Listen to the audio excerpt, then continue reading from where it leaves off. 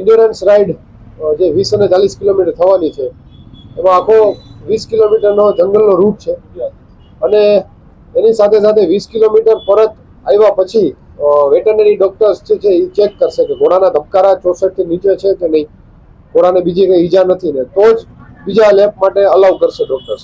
એટલે આ સ્પર્ધા જે 40 કિલોમીટરની છે અને 20 કિલોમીટરની છે, જેમાં વેટરનરી ડોક્ટર્સનો બહુ મોટો રોલ છે અને સાથે સાથે ઘોડા અને ઘોડાસવારનો તાલમેલનો આખો ખેલ છે. આ જે સ્પર્ધા છે એમાં ખાસિયત તો એ હોય છે કે ઘોડાનો કેટલો સ્ટેમિના છે.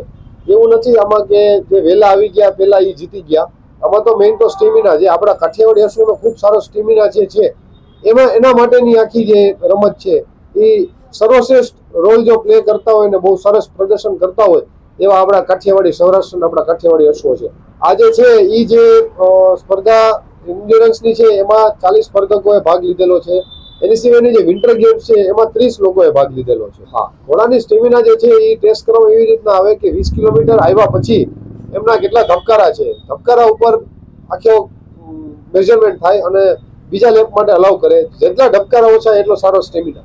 આજે આપણો જે સૌરાષ્ટ્રનો જે ઇલાકો છે એ એકદમ પથરાળ ઇલાકો છે. એમાં જો સર્વશ્રેષ્ઠ ઘોડા જો ચાલતા હોય એવા કાઠિયાવાડી અશ્વ એમાં ખૂબ સારી રીતના અને સરસ પરફોર્મન્સ દે છે.